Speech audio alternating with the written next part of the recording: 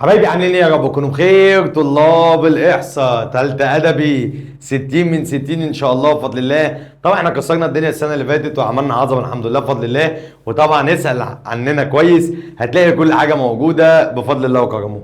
عايزك تسمي الله وتصلي على النبي وتبدا معايا النهارده درس جميل درس لذيذ مفيش فيها اي مشكله. الاحصاء طبعا عامل لك فيها فيديو كده مقسم لك فيها عندنا 5 وحدات ب 15 درس. هناخد درس ودرس النهارده بسيط وجميل. خلي بالك عشان هنستخدم آلة حاسبة كتير، وخلي بالك ان موضوعنا هيكون سهل وبسيط، بس عايزك تركز معايا وتفتح. هتلم من الاول هترتاح وهتبقى بطل ومية مية، مش هتلم من الاول هتتعب في الاخر. انا بقول لك اهو عشان يكون كلامنا واضح. طب يا مستر ورينا اول درس يا عم نشوف الدنيا فيها ايه، اما تشوف بتتكلم ولا كده وخلاص. لا بنتكلم جد. وتعالى نشوف الباب الاول. عندنا الباب الاول اصلا الاول في جزء اسمه الارتباط والانحدار. الارتباط والايه والانحدار. هناخد النهارده اول درس فيه اللي هو الارتباط. ارتباط ها خلي بالك دماغك ما تروحش حته ثانيه. ارتباط يعني هنشوف علاقه س بايه بصاد. سمي الله كده ونبدا مع بعض النهارده ونشوف يا مستر احنا هنقول ايه في اول درس. عندي الباب الاول الارتباط والانحدار. عندي اول درس الارتباط. طيب تعالى يا مستر نتكلم مع بعض في درس الارتباط شويه ونشوف الدنيا بتاعتنا بتقول ايه. زيد النبي كمان صلاه. الارتباط انا عايز حاجه اسمها شكل الارتباط وهعمل لك شكل بياني كده هنبدا نشتغل عليه شويه. وتاني نوع عندي او تاني حاجه اسمها انواع الارتباط. انواع الايه الارتباط. وتالت حاجه معامل الارتباط. وهنتعلم النهارده معامل الارتباط بتاعنا ونبدا نشتغل عليه براحه واحده واحده. وعندي معاملين للارتباط. طيب ايه شكل الانتشار ده يا مستر؟ هنشوفه دلوقتي وهنشتغل عليه. طب ايه انواع الارتباط؟ عندي 3 انواع للارتباط: منعدم وطردي وعكسي. يعني ايه منعدم ويعني ايه طردي ويعني ايه عكسي؟ طيب تعال نشوف الاولاني. منعدم يعني ر بتساوي صفر. ايه بقى ده ر؟ طب تعالى بقى نقول لك من الاول كده وبراحه واحده واحده. اول حاجه عندنا ان معامل الارتباط دوت بنرمز له برمز ر. معامل الارتباط بنرمز له برمز ايه يا شباب؟ ر. طيب الر ده يا مستر بيطلع معايا بايه؟ بيطلع معايا يا اما بصفر يا اما بموجب يا اما بسالب. انت قصدك لو الر ده طلع بصفر بقول ارتباط منعدم؟ وهناخد بالتفصيل دلوقتي. طب لو طلع رقم موجب بقول ارتباط طردي. طب لو طلع رقم سالب بقول ارتباط عكسي. يبقى اول حاجه شكل الانتشار وهنتكلم عنه دلوقتي. تاني حاجه عندي بيقول لي انواع الارتباط. وانواع الارتباط عندي كام نوع؟ 3: منعدم طردي عكسي. منعدم يعني بصفر، طردي يعني موجب، عكسي يعني سالب. طب ما فيش مشكله يا مستر. ومعامل الارتباط ده انت قلت لي فيه نوعين. نوع اسمه ايه؟ بيرسيوم ونوع سبيرمان. بيرسيوم وسبيرمان. النوع الاولاني والنوع الثاني سهلين يا مستر ولا هتبوظ لنا الدنيا؟ لا سهلين وهنظبط لك الدنيا. طب يا مستر قبل كل ده انا كنت عايز اعرف ايه هو الارتباط ده. الارتباط هو طريقه احصائيه يتم من خلالها تحديد درجه ونوع العلاقه. وخلي بالك من الحته دي قوي. حاجه احصائيه كده بحدد منها النوع والدرجه. ما انا لسه قايل لك النوع اهو يا اما منعدم يا اما طردي يا اما عكسي. امال ايه الدرجه دي يا مستر؟ تعال نشوف مع بعض ونخش على الجزء الثاني بالراحه. طيب الارتباط امتى بقول عليه طردي وامتى بقول عليه عكسي؟ وبراحه واحده واحده وخلي بالك منها. طردي لما الاثنين يكونوا بيزيدوا مع بعض. عكسي لما واحده تزيد وواحده تقل، او واحده تقل وواحده تزيد. طب من الاخر يا مستر هو انت عايز الارتباط الطردي ده بيكون العدد بتاعي موجب، طب والارتباط العكسي بيكون العدد بتاعي سالب. طيب في نقطه مهمه جدا بيقول لي ايه؟ لو س بتزيد وصاد بتزيد يبقى الارتباط طردي، لو س بتزيد وصاد بتقل يبقى الارتباط عكسي، والعكس برضو ايه؟ صحيح. طيب يعني انت دلوقتي قلت لي نوعين يا مستر. ايه هما النوعين؟ عندي طردي وعكسي. طب المنعدم ده بيساوي صفر والطردي موجب والعكسي بيبقى سالب. طيب الانتشار براحه بقى يا مستر واحده واحده. وتعالى نخش على الانتشار النهارده ونشوف شكل الانتشار. ده شكل الانتشار عندي وبراحه واحده واحده. بيقول لي ايه بقى يا مستر؟ زيد النبي كمان صلى. بيقول لي عندي لو شكل الانتشار بص كده يميل ناحيه اليمين، بيميل ناحيه اليمين، يبقى الارتباط عندي طردي. سؤال في الامتحان اخر السنه لو الخط بتاعي بيميل ناحيه اليمين ماشي ناحيه اليمين كده يبقى نوع الارتباط عندك طردي. طب لو ناحيه اليسار يبقى الارتباط عكسي. تاني شكل الانتشار هيديني كذا شكل الانتشار وهنحل عليه دلوقتي برضه. شكل الانتشار امتى اقول عليه طردي وامتى اقول عليه عكسي؟ لو بيميل ناحيه اليمين يبقى طردي، لو ناحيه الشمال يبقى عكسي. يعني من الاخر لو من اليمين للشمال يبقى طردي، لو من الشمال لليمين يبقى عكسي. من اليمين للشمال يا مستر طردي، او يمين ناحيه اليمين. من الشمال لليمين عكسي، او يمين ناحيه اليسار. طب وهنا يا مستر الارتباط منعدم. النعكشه اللي انت هتشوفها دي نوع الارتباط فيها ايه؟ منعدم. يبقى اول حاجه في درس النهارده انا عايز اشوف شكل الانتشار. ما عنديش الا شكلين.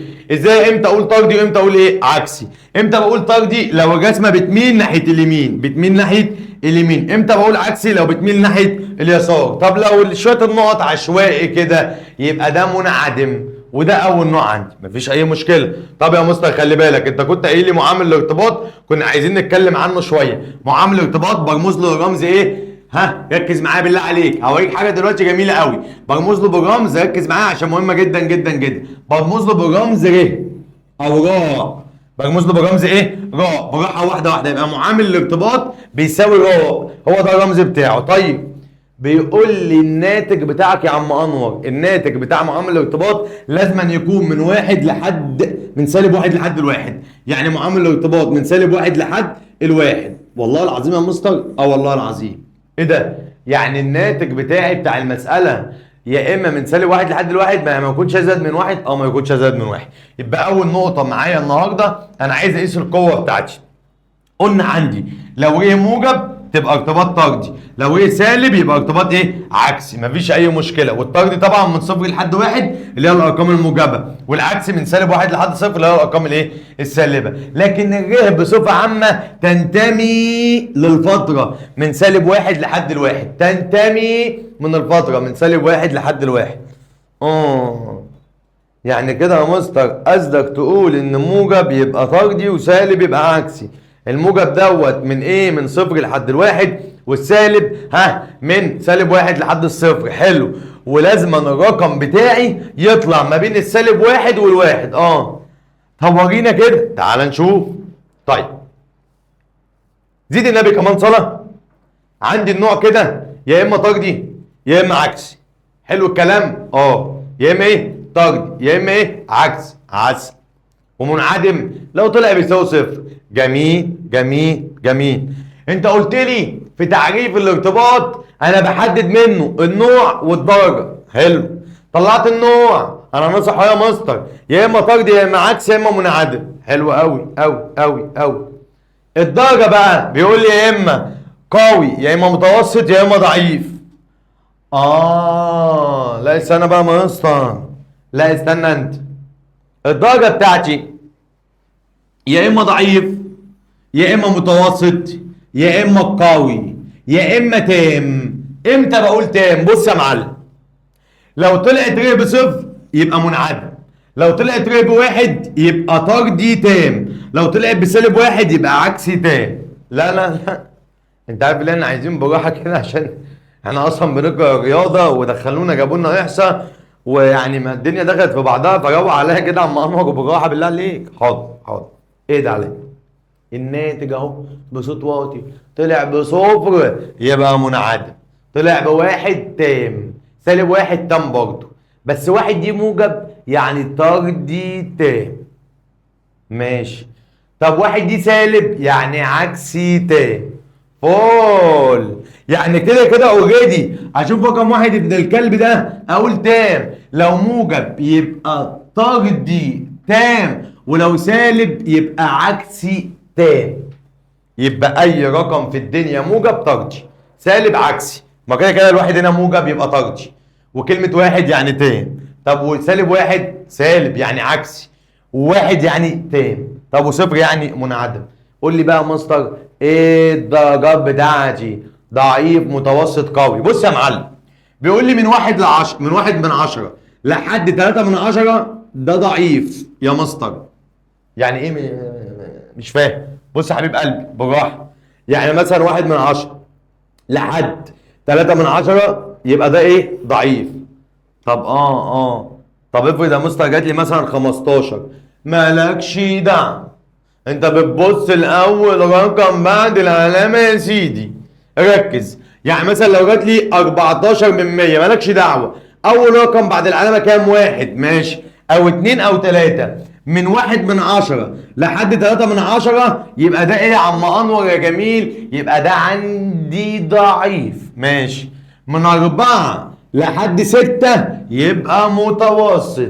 من 7 لحد 9 يبقى قوي. اطلع افرض طلع واحد وكسر مصر، يبقى انت حمار. ما تشتمش بس يا مستر. ليه يعني؟ افرض قلت لك الناتج طلع واحد وثمانية من 10 يبقى انت حمار. بقول لك ما تشتمش يا مستر. يا ابني مش لسه قايل لك من شويه؟ يا ابني افهم يا ابني، مش لسه قايلين من شويه ان الناتج بتاعي لازم، ركز معايا، ينتمي من سالب واحد لحد الواحد؟ هيطلع واحد وزياده ازاي انا؟ يلا ما تجننيش. خلاص يا مستر ما تزعقش، فهمتك. يعني اكبر رقم واحد. معقوله يا مستر؟ لا والله هي هتبقى عندك كده. فخلي بالك، نرجع تاني للحته اللي احنا كنا بنقول عليها. طيب يا مستر، طيب عشان انا صدعت من ايه بس؟ امتى اقول ارتباط طردي؟ اما يكون موجب. امتى اقول عكسي؟ اما يكون سالب. حلو.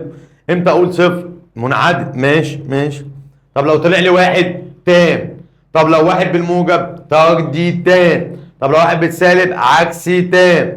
ماشي يا مستر، شكرا. طب امتى اقول الدرجه ضعيف او متوسط او قوي؟ لو من 1/10 لحد 3/10 يبقى ضعيف، 4/10 لحد 6/10 متوسط، 7/10 لحد 9/10 يبقى قوي. ماشي يا مستر، ركز معايا بقى. عايز احل عشان انت توهتني. يلا بينا نسمي الله ونصلي على النبي ونحل. معامل الارتباط الاقوى فيما يلي. اقوى يعني اكبر رقم بعد العلامه.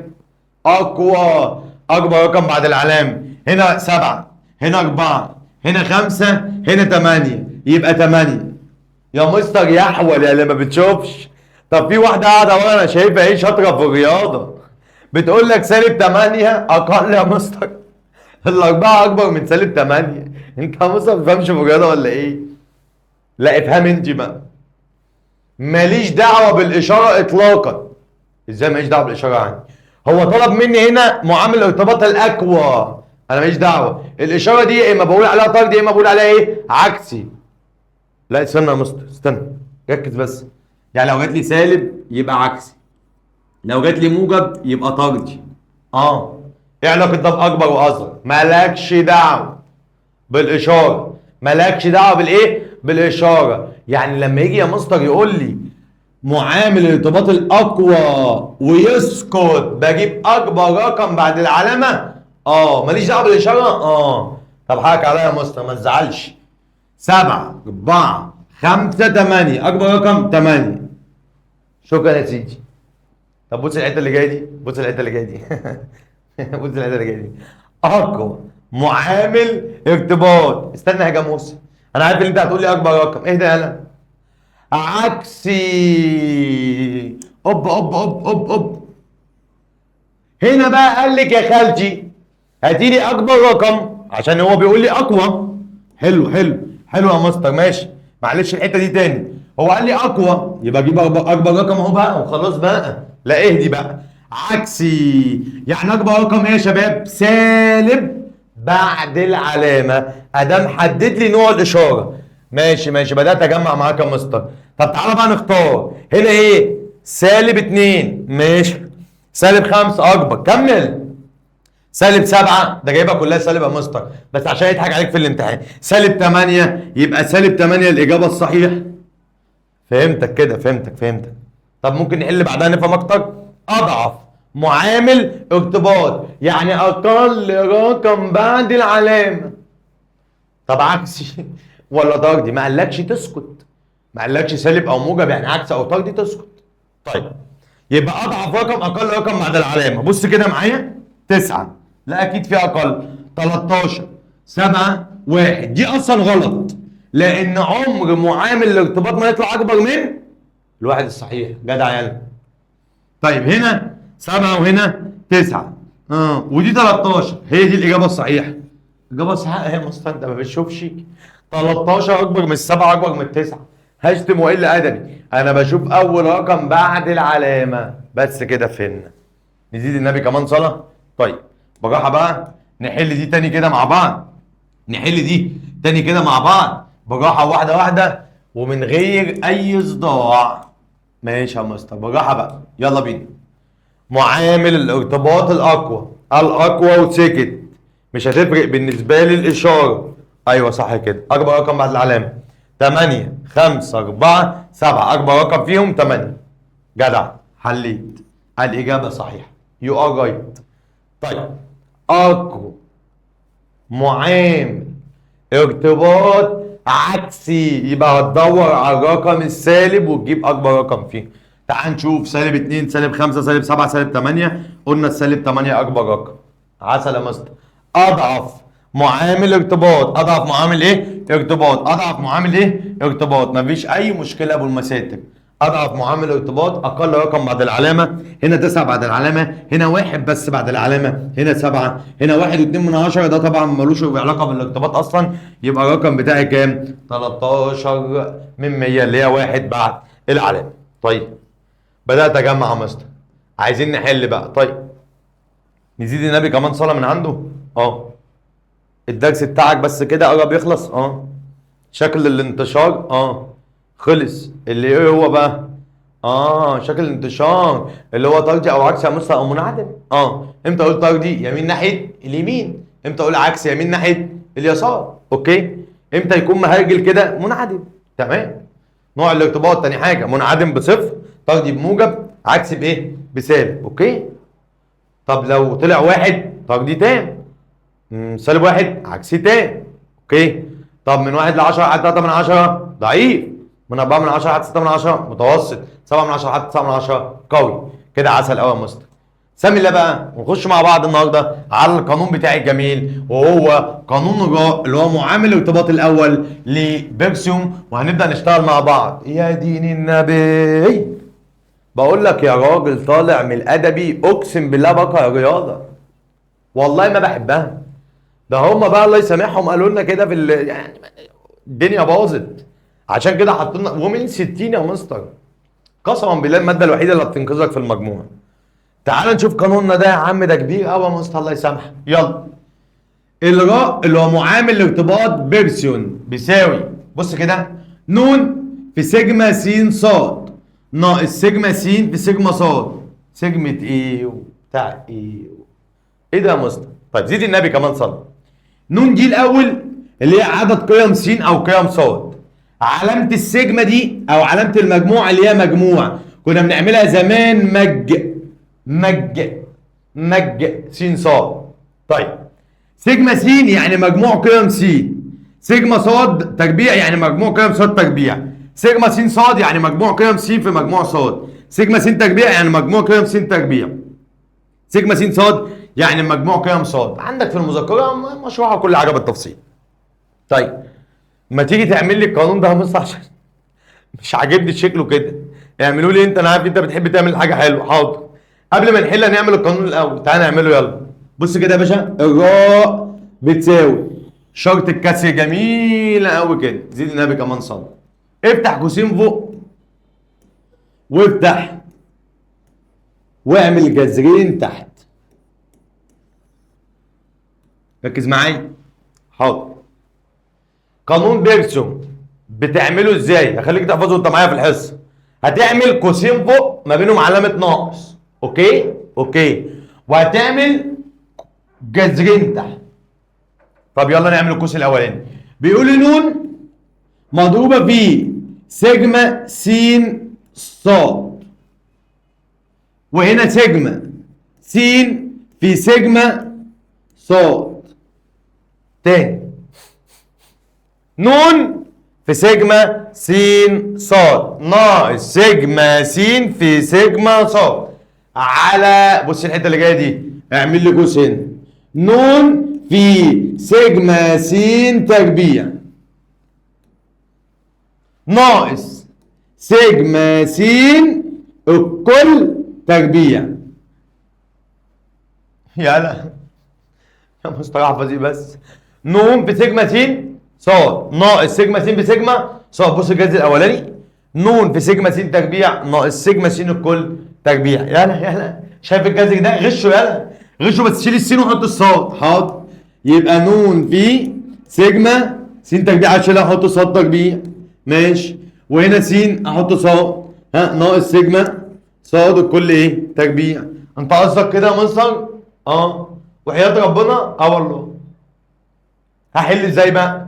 لما ده القانون هحل ازاي؟ والله الحل اسهل من القانون. طب هحل ازاي يا مستر؟ شيل كل حاجة هنا وحط مكانها رقمها. طب شيلها اعملها اقل. ماشي، تعال نعمل يلا كل حاجة كده ونحط مكانها ايه؟ رقمها بالراحة واحدة واحدة. هنكتب القانون فوق عشان نحل. يلا بينا نحل القانون. يلا يا خالتي بقى يا خالتي. يلا بينا نحل القانون بتاعنا ونكتب قانوننا. يلا بالراحة بقى نكتبه من الأول عشان نحل عليه. نرفع بس دي سنة كده. حاضر. اكتب لي بقى بالراحة بقى، وعايزك بالراحة بقى مثلا ما تزعقش بقى عشان بزهق منك. ادي ر بتساوي، ادي ر بتساوي، بص معايا كده بقى. زيد النبي كمان صار. بعمل ايه يا مستر؟ بعمل قوسين ناقص قوسين. حاضر ماشي، وتحت جذرين مضروبين في بعض. حاضر مفيش اي مشكله. القوس اللي فوق بقول نون في سيجما س ص.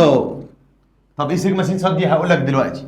ها، سيجما س في سيجما ص، مفيش اي مشكله. على، ركز معايا، القوس الاولاني نون في سيجما س تربيع، اقفل القوس، ناقص سيجما س الكل تربيع. هتفرق معايا يعني من س تربيع لكل تربيع؟ هي دي النقطة الوحيدة اللي انت بتغلط فيها في الامتحان. اديني ماشي وراك، ركز. شايف ده؟ غشه، يلا غشه. حاضر، شيل س وحط صاد. ماشي، يعني نون قصدك في سيجما صاد تربيع ناقص سيجما صاد الكل تربيع. طبعا البنات المحترمة والصبيان المحترمة حافظوا معايا القانون. ماشي يا مستر، استنى نصغر الخط ده شويه عشان كبير قوي. يلا بينا، سمي الله. قصدك تعمل ايه بقى؟ نفس القانون انقله تاني. يا دي الروايه السوداء. يلا يابا كده بالراحه بقى، حط لي القوسين بتوعنا الجمل. يلا عشان هنطلع الحاجه دي، عاملين شغل فاخر من الاخر. يلا ها، يلا. ماشي، انت شاطر بس عملت طول الحصه عمال تكتب لي في القانون. زيد النبي كمان صلاه بقى، ركز معايا. شايفني؟ يلا سم الله وصلي على النبي. مديني في المسألة 5 حاجات. هنا سيجما س اهي قدامك، هنا سيجما صاد، هنا سيجما س صاد، هنا سيجما س تربيع، هنا سيجما صاد تربيع، هنا نون. صلي كمان على النبي. عندي نوعين من الأسئلة، يا اما يجيب لك الناتج كده جاهز يا اما انت هتعمله. طيب جايب لي الناتج جاهز اهو يا مستر، انت قلت اشيل واحط. ماشي يلا شيل وحط. هنا بيقول لي نون في سيجما س صاد، فين النون هنا؟ النون ب 8، ادي 8 في سيجما س صاد. فين سيجما س صاد دي؟ اهي 348. ماشي ماشي. اللي بعدها سيجما س في سيجما صاد. فين سيجما س؟ اهي ب 68 في سيجما صاد اهي 36. هي دي اللي يحسب واحسن طوال. ماشي، خلينا كداب لحد ما بالدار. ها، نون في سيجما س تربيع. قول لي دي هتعملها ازاي بقى؟ اهو ادي القوس. نون بكام قلنا مره؟ 8 في سيجما بص ايدك بقى عشان دي بتغلط فيها. سيجما س تربيع، س تربيع، س عليها تربيع اهي. ايوه هي شبهها بالظبط. بكام يا مستر؟ ب 620 ناقص، بص اللي جاي دي بقى عشان اللي جاي دي فن، سيجما س كل تربيع. شعر يعني دي يا مستر ولا ايه؟ لا، انا عايز سيجما س ذات نفسها وربعها. سيجما س ذات نفسها بكام يا بطل؟ ب 68. يبقى 68 الكل تربيع. اوبا ده في فرق يا مستر. في فرق، في فرق كتير كمان. يبقى في فرق ما بين س تربيع وسيجما س الكل ايه؟ تربيع. قلنا دي س تربيع فبنقول 620. سيجما س بس اللي هي 68 وبحطها في ايه؟ في تربيع. نفس اللي عملناه في سين هنعمله في صاد. وركز معايا بالله عليك، افتح القوس بتاعك الجميل يلا. هنقول نون بكام برضه؟ ب 8. في هو بيقال لي هنا ايه؟ سيجما صاد الكل تربيع. صاد تربيع ايه قدامك؟ ب 204 ناقص سيجما صاد الكل تربيع. والنبي سيجما صاد الكل تربيع دي لا، ده سيجما صاد ذات نفسها وبربعها اللي هي الكل تربيع هتطلع معايا بكام؟ 36 تربيع. ايوه بقى مستر، يعني مش فاهم كل دي عاملها ازاي؟ فهمت خلاص بقى، قانون سهل. انا بحسب الدنيا مجعلصه، هشيل كل رقم واحط رقم مكانه. اعمل دي ازاي على حاسبه؟ يعني مش فاهم ايه ده؟ رايحين نحارب؟ رايحين نحارب. يلا نعملها مع بعض على حاسبه، وهنعمل لك حاجه جميله قوي هتعجبك قوي. ركز معايا بالله عليك، عشان هنختار لك حاجه جميله قوي على الاله الحاسبه. يلا بينا نشوف. بص معايا بقى، زيد النبي كمان صلى. رحت فين بس؟ اهي شايف؟ اهي بقى ركز معايا بقى. بص خليك الاله حاسبه كده ولا اصغرها لك شويه كمان؟ خليها كده جميله حلوه. والسؤال معانا هنتملاه مع بعض. زيد النبي كمان صلى. اول حاجه هنعملها شرطه الكسر. مش احنا كنا بنعمل كده حبيبي يا بابا؟ مش احنا كنا بنعمل كده شرطه الكسر؟ بنعمل شرطه الكسر كده ماشي. افتح قوس فوق 8 في 348. حاضر يا مستر، اديني فتحت القوس. بص انا كل حاجه بعملها هنا هي هنا. اطلع لي فوق شويه كده عشان الناس تشوف. 8 في ماشي، ادي 8 في كام يا مستر؟ 348. ادي 3 4 8. اقفل القوس ناقص افتح قوس كمان زي ما انت عامل بالظبط. 68 في 36 ماشي يا مستر. ادي 6 8 في 3 6. اقفل القوس. تصدق نفس ما انت عملت بالظبط. افتح قوس ناقص افتح قوس. طيب تعالى نعمل تحتها يا مستر يلا في المقام. طب انا عندي جذرين يا حبيبي، ما تعمل الجذر يابا يلا. ماشي يا مستر ماشي. الجذر الاولاني بفتح تحتيه قوس 8 في 620. طب هفتح قوس اهو واكتب 8 في 620. عملت غير كده تطلع معاك غلط. ماشي يا مستر اهو. بيقول لي ناقص. حاضر ناقص. ركز معايا بقى. 68 الكل تربيع، يعني 6 8 الكل تربيع. تربيع اهي علامة التربيع.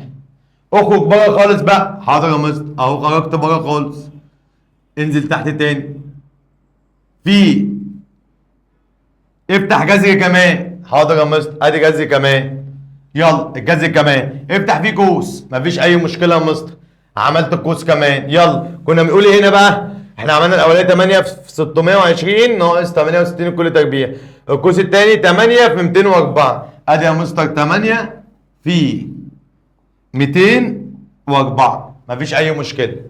في اي مشكله كده؟ لا. استنى كده يا بطل، امسح دي تاني معلش. ماشي. انا عايز اعمل القوس في، ركز، الجذر التاني اهوت. تعالى نعمله مع بعض يلا نعمله تاني. هنفتح قوس هنقول هنا 8 في 204. مفيش اي مشكله يا فندم. مفيش اي مشكله يا فندم. وبعد كده ناقص، ركز معايا، 36 الكل تربيع. 36 الكل ايه يا مستر؟ تربيع. في اي مشكله؟ طيب طلع معايا بكام؟ ما تشتمش انا، ما تشتمش، ماليش دعوه، ما تشتمش انا. طلعت معايا بكام؟ بواحد. بجد يا مستر؟ والله طلعت معايا بايه؟ بواحد. كل ده طلع معايا بواحد؟ والله طلع معايا بواحد. يا نهار ابيض يا مستر عليا وعلى سنين السوداء. يعني بعد كل ده كله يطلع معايا بواحد؟ تمام كده. طيب تعال نشوف السؤال بتاعنا. يعني الناتج هنا طلع عندي بواحد؟ طلع عندي بواحد. زيد النبي صلى بقى. انا عايز النوع والدرجه. ما انا لسه قايل لك يا مستر الناتج موجب يبقى طردي. ناتج موجب يبقى طردي، صح كده؟ صح كده ماشي. ماشي. وواحد يعني تام، يبقى نوع الارتباط عندي طردي تام. نوع الارتباط عندي ايه؟ طردي تام. تاني يبقى طلع الناتج عندي بواحد. نوع الارتباط عندي طردي يا اما عكسي، طبعا لو طلع بصفر يبقى منعدم. وهنا الدرجه بتاعته تام لان طلع عندي بكام؟ بواحد. في اي مشكله؟ طيب تعال نشوف النوع الثاني من السؤال.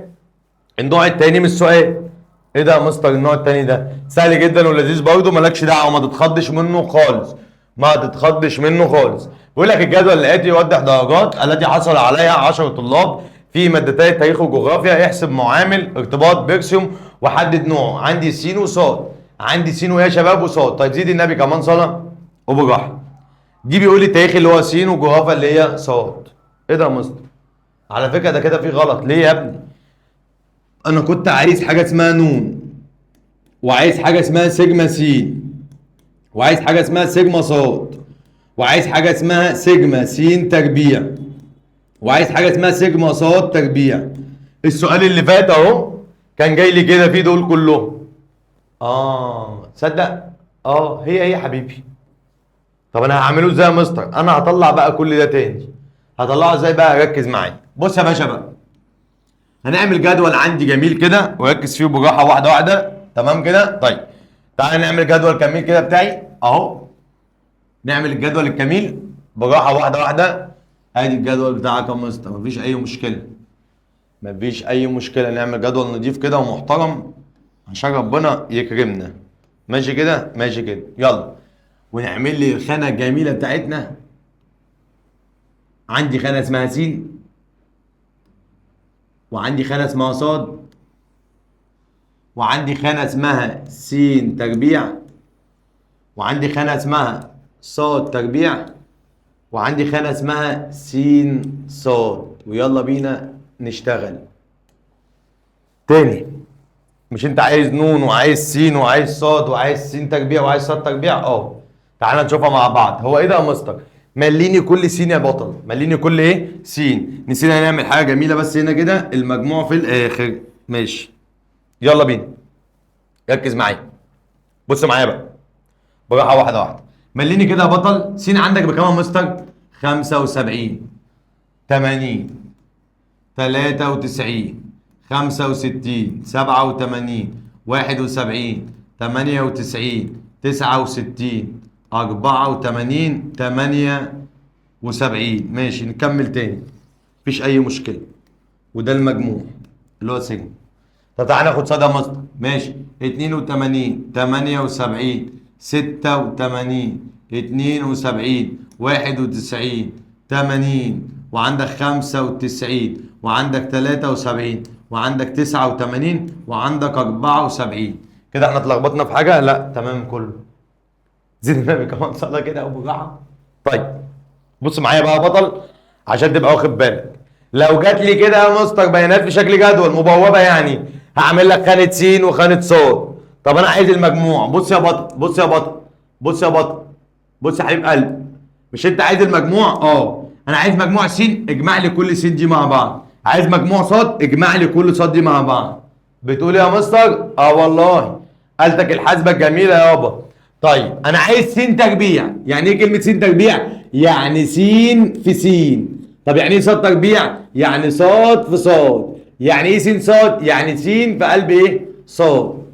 لا يا مستر ده انت كده هتزودنا، ده انت كده ليلتك بيضه، انت كده ليلتك بيضه. طيب ما تيجي نعملها، يلا نيجي نعملها. بص يا باشا بقى، انا هعمل لك منها برضه حاجه بسيطه كده، خلي بالك منها بالله عليك. مش هنكملها كلها وهننقل ارقامنا طبعا. الآلة الحاسبة بتاعتنا الجميل. بص يا باشا، ممكن نصغر الآلة الحاسبة سنة كمان؟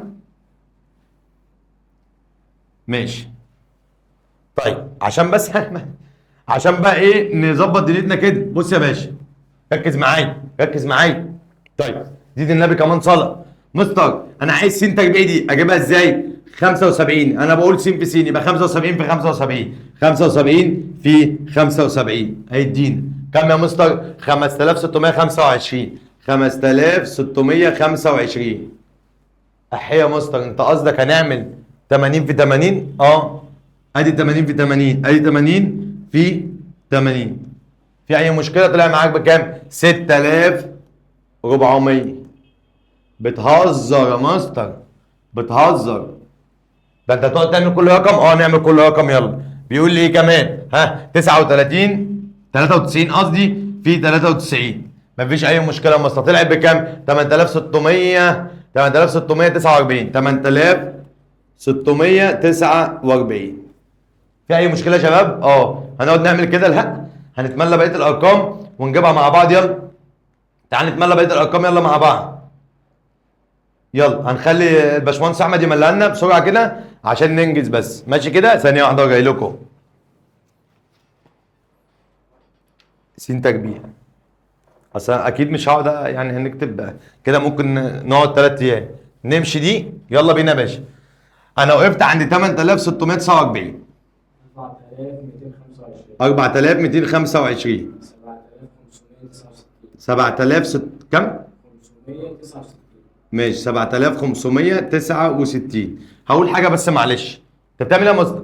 71 في 71. باشمهندس احمد دايما لنا رقم 98 في 98 اللي هو هكذا يا كابتن. ما انا مش هقعد اعمل لك ده كله يا كابتن، ركز معايا وفوق كده. يلا طبعا الارقام في الامتحان بتجي لك ابسط من كده بكتير يعني.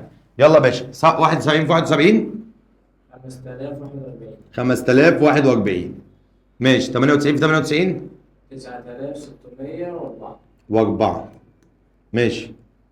4761. 761. 7056. 56. 6084. طيب فهمتني يا كابتن؟ طب هنعمل اللي بعدها ازاي؟ صاد تربيع اللي هي ايه يا شباب؟ صاد في صاد، يعني 82 في 82 كام يا باشا؟ 724. 6084. 396. 5184. 281. 6400. 9025. ماشي يا باشا. 5329. ماشي. 7921.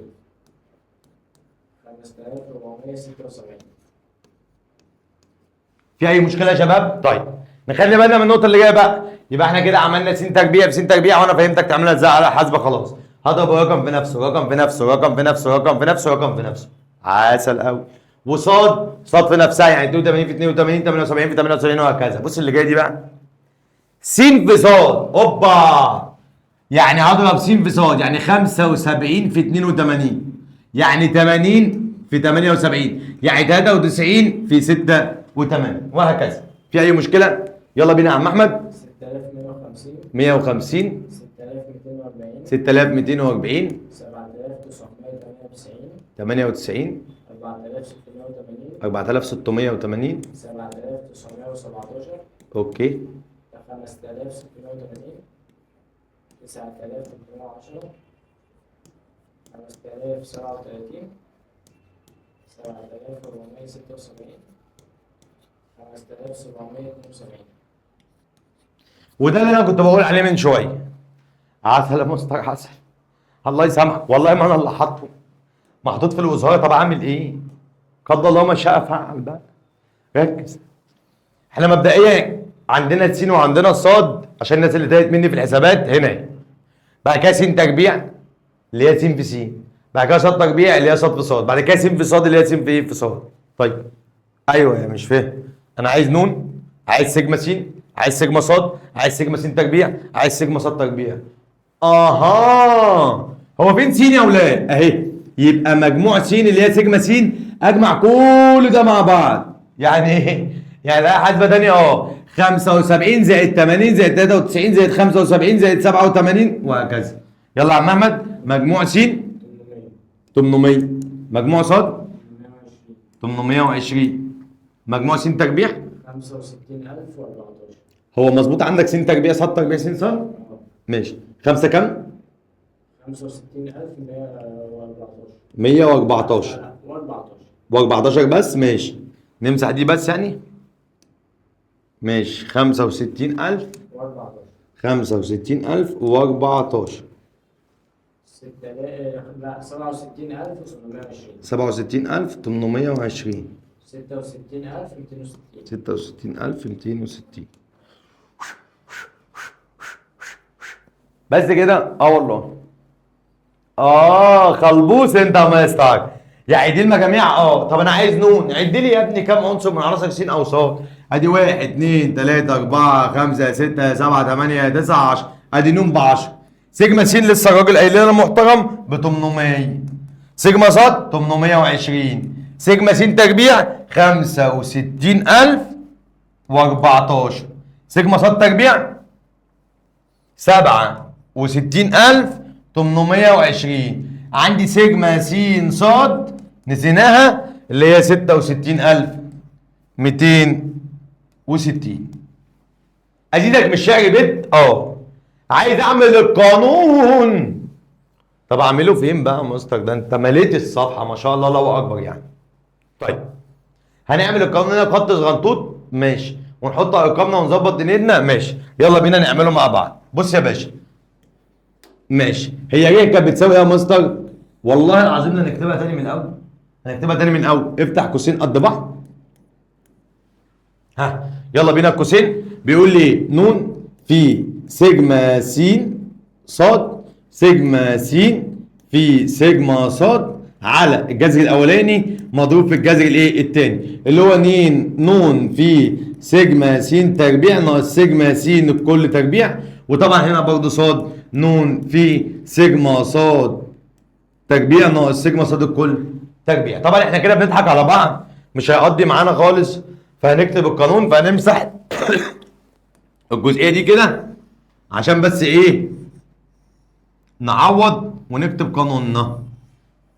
يلا بينا نمسح الجزئيه دي كلها كده عشان بس نلحق نظبط لها الدنيا شويه معلش. عسل كده ماشي يا مستر، عسل كده يا مستر، كفايه بقى. يلا بينا ماشي كده. يلا نعمل قانوننا نفرش البحر بتاعنا. يبقى ر ماشي قلمنا الجميل، يبقى ر بتساوي ايه يا عم انور؟ افتح بقى، افتح براحتك، افتح قوس ناقص قوس، حط لي جذر جميل بس زود ايدك في الجذر كده اللهم بارك توصى عشان الارقام كبيره. الله اكبر. القوس الاولاني كان بيقول ايه؟ ن في سيجما س ص. ن بكام يا عم انور؟ ب 10. ركز بقى، سيجما س ص 66260. انت عارف عاوز اقول لك على حاجه بس اوعى تشتمني، الناتج بتاع الري هيطلع في الاخر صدمه كبيره.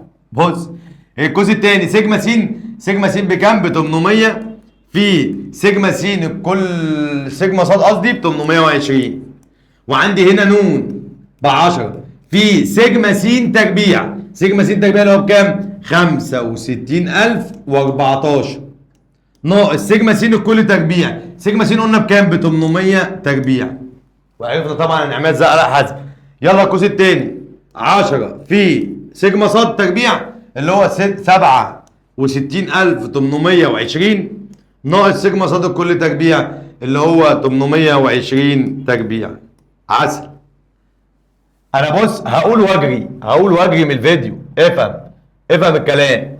هقول واجري من الفيديو ده بجد والله. الر ركز معايا، الر هتساوي كام؟ هو مصعب لاجي من الفيديو دلوقتي. استنى يا عماد الحاسب. بص يلا ولا هتشتمش يلا. 86,000 اهو. احذف. ايه ده يا مستر؟ بكام بجد؟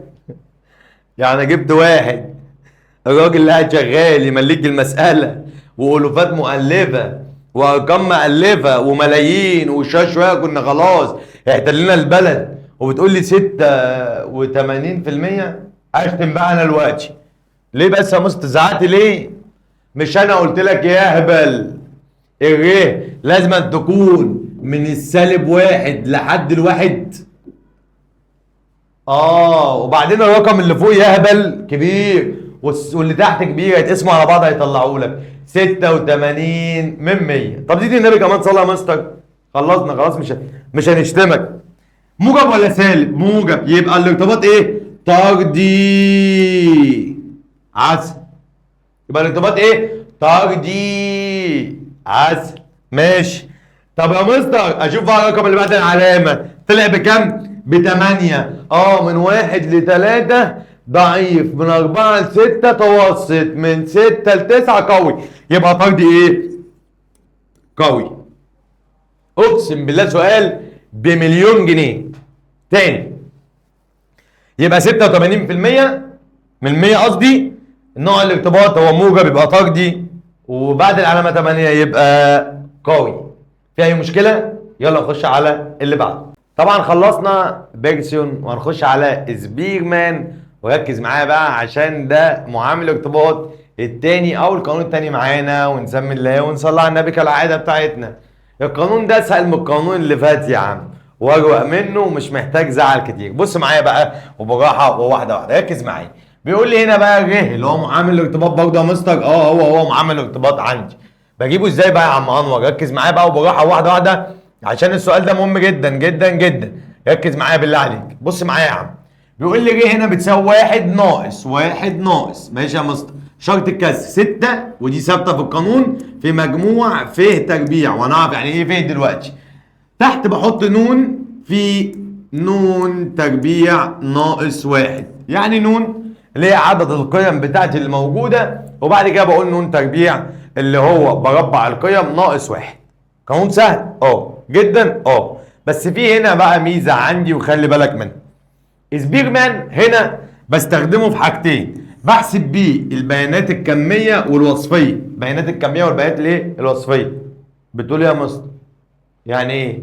شفت البيانات القديمه اللي احنا كنا بنتكلم عنها دي اسمها بيانات كميه. طيب انما في حاجه اسمها بيانات وصفيه. يعني ايه بيانات وصفيه يا مستر؟ يعني زي تقديرك في الكليه مقبول، جيد جيد جدا ممتاز، او مثلا الوان احمر ازرق اخضر وهكذا. خلي بالك من الكلام ده. طيب ما تيجي كده يا مستر براحه كده نحل عليها بقى ونشوف القانون بتاعنا وبراحه واحده واحده ونسمي الله كده. طيب انا هحل لك النهارده بقانون جامد جدا. انت عايز ايه دلوقتي يا مستر؟ اكتب قانونك بس الاول براحه يا مستر عشان ما ما تلخبطناش. حاضر. القانون بتاعنا كان بيساوي، نكتبه فوق كده، ر كانت بتساوي 1 ناقص شرط الكسر 6 في سيجما 6 في سيجما ف تربيع على نون في نون تربيع ناقص 1. ده قانون صح؟ يعني انت عايز من المساله السته دي ثابته، عايز حاجه اسمها ف تربيع اللي هي مجموع ف تربيع، وعايز حاجه اسمها نون. بس كده؟ بس كده. يعني القانون هنا مش عايز له 5 حاجات، انا عايز له كام حاجه؟ حاجتين. طب ما تيجي نجيب النون، يلا عد معايا. دي 1 2 3 4 5 6، يبقى نون بتساوي 6. عايز ف تربيع بقى. ف تربيع ف تربيع اجيبها ازاي بقى؟ بص يا باشا بقى معايا، بعمل جدول جميل كده. ركز معايا في الجدول ده عشان مهم جدا ومحترم. بص معايا بقى الجدول ده عشان جميل جدا ومحترم، وبراحه واحده واحده معايا. والارقام بسيطه اهي، مفيش ارقام صعبه خالص، مش هيبقى الموضوع صعب خالص في الارقام بتاعتنا. بص معايا، ايه يا عم الجدول طلع عامل ليه كده الجدول ده؟ تعالى نظبطه شويه كده مع بعض. بص معايا نشوف الجدول ده مع بعض كده، ادي اهو، مفيش اي مشكله. تعالى نشوف الجدول ده يلا مع بعض. طيب انا بعمل ايه يا مستر بقى؟ نفس الكلام اللي فات بالظبط. ادي عمود س، وادي عمود ص، وادي عمود رتب س، وادي عمود رتب ص، وادي عمود الف، وادي عمود الف تربيع. انت بتقول ايه يا مستر؟ مالكش دعوه باللي انا بقوله. ركز معايا بس، مالكش دعوه باللي انا بقوله. تعالى معايا يلا واحده واحده. هنا بحط السين، وهنا بحط الصاد، وهنا بحط حاجه اسمها رتب س، وعندي هنا حاجه اسمها رتب صاد، وعندي حاجه اسمها ف، وعندي حاجه اسمها ف تربيع. والله العظيم يا مستر والله العظيم. طيب اول ما بتعمل الجدول، وركز معايا عشان هقول لك معلومه النهارده بمليون جنيه ما حدش هيقولها لك ولا هتسمعها في اي حته في الدنيا. بص معايا، مالين الارقام، ادي 4 ماشي، 7 8 5 8 12، كمل ماشي، صاد 7 6 6 4 6 10. يا مستر وبعدين يعني زيد النبي كمان صلاه بقى وبراحه واحده واحده، وتعالى نعمل الجدولين. ايه يا مستر رتب س ورتب ص دي بعملها ازاي؟ يلا بينا نخش على الطريقه الجميله دي بقى، وهعمل لك طريقه مش هتشوفها في حته خالص، خلي بالك ركز فيها عشان مهمه جدا جدا جدا جدا جدا. طيب يا مستر احنا قلنا مع بعض دلوقتي انا عايز اعرف يعني ايه رتب س ويعني ايه رتب ص دي. طيب قلت لك هظبط لك الدنيا مع بعض، مالكش دعوه خالص باي حاجه، وكل حاجه هتتظبط. طيب تعالى نشوف مع بعض. يلا بينا يلا بينا يا مستر، مفيش اي مشكله. هنا كان عندي حاجه اسمها س، وهنا عندي حاجه اسمها المسلسل، وهنا عندي حاجه اسمها، ركز معايا، رتب س. رتب ايه؟ س. طيب بعملها ازاي يا مستر؟ براحه واحده واحده، تعال نشوف مع بعض. هنا س كانت بكام؟ برتب س تصاعديا من الصغير للكبير. اصغر رقم عندي كام؟ 4. اللي بعد كده 5. اللي بعد كده 7. اللي بعد كده 8. اللي بعد كده 8. اللي بعد كده 12. مفيش اي مشكله. طيب جميل يا مستر. طيب كمل معايا. كمل معايا. بعد كده المسلسل، هو ايه المسلسل ده يا مستر؟ اللي هو ترتيب الاعداد بتاعتك، اللي هو 1 2 3 4 5 6. ترتيب المسلسل العادي بتاعك اللي هو التسلسلي. طب ايه يا مستر؟ معلش ايه الرتب دي؟ زيد النبي كمان صلاه بقى وبالراحه. رقم 4 ترتيبها كام؟ 1. طب رقم 5 ترتيبها كام؟ 2. طب رقم 7 ترتيبها كام؟ 3. ايه اللي انت بتعمله ده؟ ما هو زي اللي فوقيها. يا تصبر يالا دقيقة. رقم 8 و8. اوبا. التمانية ترتيبها 4 ونفس التمانية ترتيبها 5. طب اعمل ايه يا مستر بقى؟ اجمعهم واقسم على الاثنين. هنا ترتيبها 4 يبقى 4 زائد ترتيبها 5 يبقى 5 واقسم على الاثنين. 4 و5 9 على الاثنين فيها 4 ونص. يبقى دي 4 ونص ودي 4 ونص. اوبا. بحاول اجمع معاك يا مستري. يعني ترتيب الأربعة 1، ترتيب الخمسة 2، ترتيب السبعة 3، ترتيب الثمانية ليها ترتيبين اللي هو 4 و5 فجمعتهم وقسمت على الاثنين. طب وترتيب ال 12 6 بس. بس. طب تعال نكمل. بص معايا. تعال نكمل نعمل الجدول التاني. حاضر يا مستر. بتاع صوت ركز معايا.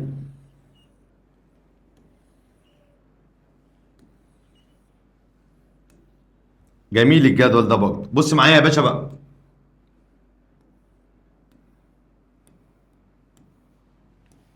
عسل. بص معايا يا باشا كده وبراحه واحده واحده وركز معايا. يلا يا مستر.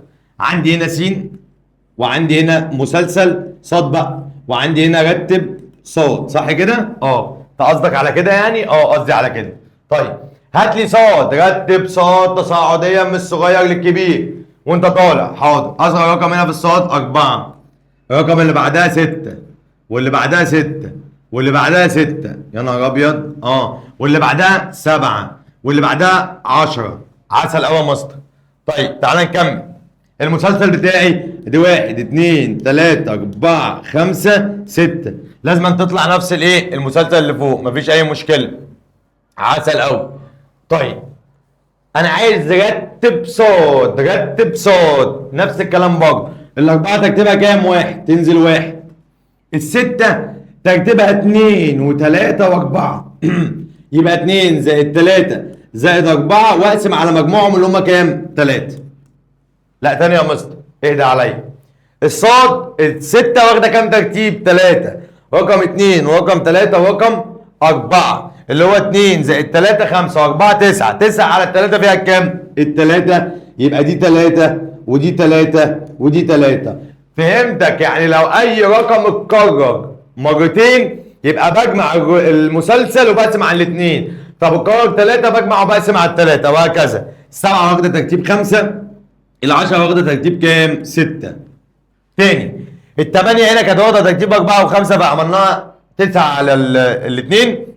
وهنا كان واخدة 3 ترتيبات 2 و3 5 و4 9 على الثلاثة. في أي مشكلة كده؟ لا. طيب تعال نحل بقى. نحل ازاي يعني يا مستر؟ مش فاهم. احنا بنحل اهو. لا انا عايز ارتب س. بص لي كده بقى. هات لي رتب س الجدول ده اهو.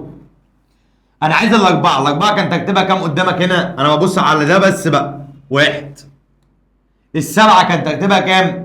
3 اهو. طيب الثمانيه كان ترتيبها كام؟ 4 ونص.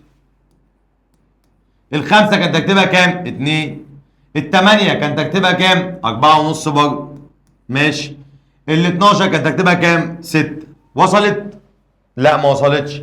هات لي اللي بعدها. حاضر. طب تعال نشوف الصاد. يلا انا ببص على ده بس. السبعة كان ترتيبها كام؟ 5. ماشي. وعندك الستة كان ترتيبها كام؟ 3. والستة ترتيبها 3 والستة ترتيبها 3. ماشي. الأربعة كان ترتيبها كام؟ 1. والعشرة كان ترتيبها كام؟ 6. وصلت يا فندم؟ وصلت يا مستر. انت قصدك بتجيب بقى الجدول الاخير ده وتحطه حسب بس خلي بالك في الجدول الكبير س وص بيبقوا بنفس الترتيب، لكن في الجدولين دول برتب تصاعديا من الصغير للكبير. تعال نحل يا مستر يلا.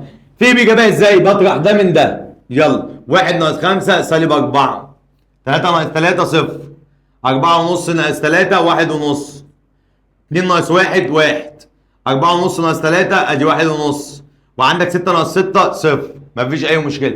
في تربيع بقى يبقى في مربع. تعالى نعملها مع بعض. في 4 في 4 ب 16 سالب هيطير طبعا ادي صفر. 1 ونص في 1 ونص ب 2 وربع. خلي بالك منها. 1 في 1 بواحد، 1 ونص في 1 بنص ب 2 وربع، وهنا الصفر زي ما هو. طيب انت عايز هنا مجاميع؟ لا مش عايز. امال انا عايز ايه؟ عايز مجموع فيه تربيع بس. مجموع فيه تربيع كان بيساوي كام يا مستر؟ ادي 2 وربع و2 وربع ادي 4 ونص و16 يعني 20 ونص. 20 وايه ونص، وعندك واحد يعني 21 ونص. تاني خلصت المسألة على فكرة. والله يا مستر انا جبت الفي تربيع، انا جبت الفي تربيع خلاص ب 21 ونص. تعال نطبق القانون تحت هنا كده بالراحة يلا. كاتريه بتساوي 6 في، بص هنا كده في تربيع، في تربيع بكام؟ 21 ونص على نون بكام؟ ب6 في نون تربيع ناقص 1، يعني نون تربيع 6 في 6 36 ناقص 1 هيدينا 35 في 35. نقول تاني. خلصت المسألة؟ المسألة الجاية احلها لك بطريقة أسهل من كده، يبقى أنت خدت الطريقتين. المسألة الجاية احلها بطريقة أسهل من كده، يبقى أنت خدت الإيه؟ الطريقتين. هحلها لك الجدول ده بس، هنعملها وهي واقفة على طول. يبقى 6 في 21 ونص على 6 في 35. تعال نشوف الناتج بتاعنا طلع كام؟ طلع 3857 من 10000. في اي مشكله؟ طيب ركز معايا بالله عليك عشان دي مهمه جدا. الارتباط هنا عندي موجب ولا سالب؟ موجب يبقى طردي. الارتباط هنا موجب يبقى طردي. طيب تعال نخش على السؤال اللي بعده وهنحله ازاي. بص معايا بقى يا فندم، ركز معايا. ايه ده؟ ايه ده؟ في دراسه عن مدى العلاقه بين مستوى الطلاب في المادتين اوجد معامل سبيرمان. نعم معامل ايه بتاعي؟ نعم اجيبها ازاي دي؟ نعم ممتاز مقبول جيد مش عارف ايه ده يا عم ده؟ ايه ده؟ اعملها ازاي دي؟ طيب خد بالك بقى عشان المساله دي مهمه جدا وبالراحه فيها. هنا عندي برضو نفس الكلام. تعالى نعمله مع بعض يلا. ادي الجدول بتاعنا الجميل، ركز معايا بالله عليك. ادي الجدول بتاعنا الجميل، بص معايا.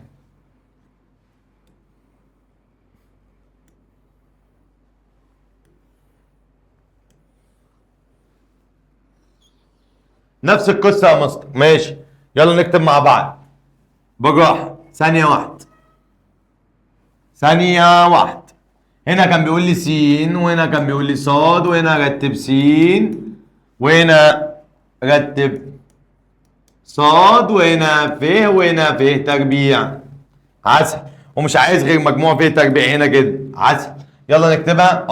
اكتب لي يلا س اللي هي تقدير الاحصاء مقبول، وبعد كده جيد جدا، ماشي. بعد كده ممتاز، ماشي جيد جدا، وبعد كده مقبول، وبعد كده مقبول. طب واللي تحتها جيد جدا. انا بنقل الاول س وص. ممتاز جيد ضعيف. طيب عسل قوي. عايز يا مستر هعمل نفس الجدول تاني يا مستر؟ لا. اللي هو بتاع رتب س ورتب ص؟ لا. هتطلع الاجابه على طول؟ تعالى نطلع الاجابه على طول يلا. حاضر. اقل واحده هو ترتيبهم ايه يا مستر اصلا؟ ضعيف مقبول جيد جدا ممتاز. ده الترتيب الطبيعي بتاعنا. في مشكله؟ طيب تعالى نعمله مع بعض يلا. بص معايا الارقام اللي فوق وتحت دي سيبك منها، انا بقول لك عليها يعني هفهمك جت ازاي. يلا بينا. اصغر حاجه هنا ايه؟ ضعيف. في ضعيف؟ لا. طب اللي بعدها مقبول. بص يا باشا المقبول تاخد ترتيب 1 وتاخد ترتيب 2. ثانيه واحده. تاخد ترتيب واحد، وعندك مقبولة ايه تاخد ترتيب اتنين، وعندك مقبولة ايه تاخد ترتيب تلاتة. ليه؟ انا هعمل الجدول برتب تصاعديا من الصغير للكبير. كانت واحد اتنين تلاتة، بعد المقبول جيد، في جيد؟ لا. طب بعد الجيد جيد جدا، يبقى دي أربعة ودي خمسة. في أي مشكلة؟ وممتاز أدي ستة. طب نعمل اللي تحت زيها يلا، أقل حاجة ضعيف، إيه ده فينا ضعيف أدي واحد. بعد كده مقبول مفيش، بعد كده جيد أدي اتنين، أدي تلاتة، أدي أربعة وليكن مثلا. بعد كده جيد جدا خمسة، بعد كده ستة. عسل عسل. ركز في اللي جاي دي قوي قوي قوي. ايوه يا مستر مش فاهم قصدك، يعني حضرتك بتقول ايه؟ كده انا رتبت صح؟ اه. طب انا عايز احط لها بقى رتب س. ماشي. المقبول كانت كام مره؟ واحد اتنين تلاته، جت ادي واحد وجت ترتيب اتنين وجت ترتيب تلاته. كم رقم دول؟ تلاته، اقسم على التلاته. واحد واتنين تلاته وتلاته سته، على التلاته فيها الاتنين، يعني دي هتبقى اتنين ودي هتبقى اتنين ودي هتبقى اتنين، ادي اتنين ادي اتنين ادي اتنين. ده الجدول اللي احنا بنعمله مع بعض. طيب بعد كده هياخد، خدت المقبول اتنين ماشي يا مستر. بعد كده هاخد الجيد جدا. الجيد جدا كم مره؟ مرتين، اربعه وخمسه، يبقى اربعه زائد خمسه على مجموعهم الاتنين، اربعه وخمسه تسعه، الاتنين فيها الاربعه ونص، يبقى دي كده تتشال وخمسه تتشال وتحط هنا اربعه ونص وتحط هنا اربعه ونص. والممتاز جت ترتيب ستة، يبقى زي ما هي ايه؟ ستة. عسل قوي. طب نعمل اللي تحت عشان نفهم يا مستر، يلا نعمل اللي تحت. الضعيف جت مرة يبقى ترتيبها واحد زي ما هي. الجيد جت مرتين، ادي اتنين وجت تلاتة، يبقى اتنين زائد تلاتة على الاتنين. اتنين وتلاتة كام؟ ستة، على الاتنين فيها التلاتة. عسل قوي. يبقى دي ترتيبها، لا جت ترتيب اتنين وتلاتة خمسة، معلش. خمسة على الاتنين فيها الاتنين ونص، يبقى دي هنشيل اتنين وتلاتة ونحط دي بدلها اتنين ونص، ونحط دي بدلها اتنين وكام؟ ونص. من الجدول. شايفها صعبة؟ اعمل الجدول اللي احنا قلنا عليه. ماشي كده؟ هعمل لك واحد منه برضه عشان تبقى فاهم. طيب الجيد جدا تكتبها خمسة تبقى زي ما هي خمسة، والممتاز ستة زي ما هي ستة. خلصنا؟ اه. يا نهار ابيض يا مستر. طب تعالى نقلها هنا يلا. هي المقبول كان ترتيبها ايه هنا؟ اتنين، يبقى تاخد اتنين، والمقبول اتنين، والمقبول اتنين. انا في السين. طيب الجيد جدا في السين كان ترتيبها اربعة ونص، والجيد جدا في السين اربعة ونص. طيب والممتاز كان ترتيبها ستة. انا مش واثق فيك يا مستر بصراحة، يعني انا خايف منك. اثبت لي الكلام ده معلش عشان انا ما اقعدش اصدعك. حاضر. فاكر الجدول بتاعنا؟ اه فاكره.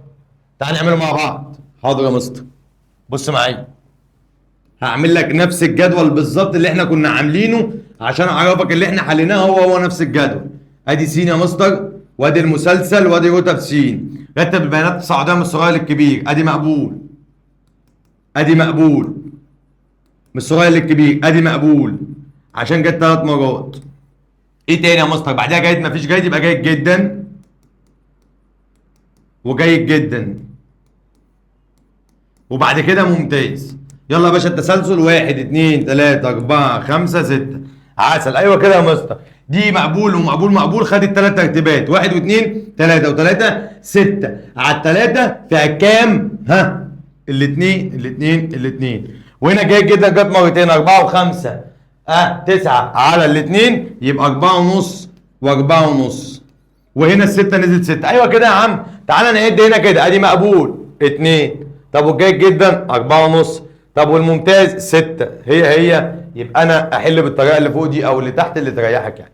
في اي مشكلة؟ نكمل الجدول بتاعنا. يلا الطريقة اللي تحت. جيد في صاد، بص على صاد يلا. الجيد كان بكام؟ احنا ما عدلناش الجيد في صاد. استنى بقى عشان نعدل دي. الجيد في صاد لان الجيد كان جاي 3 مرات. طب ثانية واحمد، ثانية واحمد، ماشي. نرجع دي تاني معلش، نرجع دي تاني معلش. طيب نعمل صاد بقى تاني. كانت ضعيف، ادي واحد، الجيد اتنين، وادي تلاتة، وادي اربعة، ودي خمسة، ودي ستة. عسل. تعال نعدلها مع بعض يلا. دي ترتيبها واحد زي ما هي، دي ترتيبها اتنين وتلاتة واربعة، تلاتة واربعة سبعة، واتنين تسعة، تسعة تلاتة فيها التلاتة، يبقى دي كلها كده ترتيبها تلاتة، تلاتة 3 مفيش اي مشكله. وعندي 5 و6 دي جيد جدا جايه مره واحده ب5 ودي جايه مره واحده بايه ب6. تعال نعدل وممكن نعمل الجدول بتاعنا برضو نفس الكلام. تعال يلا نكتب الجيد كان تكتبها كام هنا 3 و3 وفي جيد كمان اهي 3 والجيد جدا كان تكتبها كام عندك ادي 5 والمرتكز تكتبها 6 والضعيف كان تكتبها 1. كده خلصنا كده خلصنا يا مستر. يلا بقى نجيب بطرح الاثنين دول من بعض 2 ناقص 3 سالب 1 4 ونص ناقص 3 1 ونص وعندي 6 ناقص 5 1 وعندي 4 ونص ناقص 6 1 ونص بالسالب وعندي 2 ناقص 3 سالب 1 وعندي 2 ناقص 1 1. يلا ربع يا باشا 1 في 1 بواحد 1 ونص في 1 ونص ب2 وربع. عندي 1 في 1 بواحد 1 ونص في 1 ونص ب2 وربع وعندي 1 في 1 بواحد 1 في 1 بكام؟ بواحد. اجمع 1 2 3 4 و4 8 ونص. نتأكد بس من الرقم عشان خاطر ما نحلش على الفاضي. 8 ونص فعلا. طبق قانونك يلا اللي هو جاي بتساوي ركز معايا ثانية واحدة. جاي بتساوي على فكرة نسيناها في المثال اللي فات 1 ناقص شرط الكسر 6 في ركز معايا سيجما في تربيع. ممكن كده نكون نسيناها في المثال اللي فات 6 في تربيع اللي هي بكام؟ ب8 ونص على نون بكام يا مستر؟ ب6 يبقى 6 في 35 اللي هي نون تربيع ناقص 1 هيطلع معايا الناتج بكام يا عم انور؟ 7 5 7. لو عايز نوع الارتباط هنا اقول له ايه؟ طردي و7 يعني قوي. الدرجه بتاعتكم. اشوفكم على خير درس سهل جميل ان شاء الله. اشوفكم الدرس الجاي على خير حبايبي.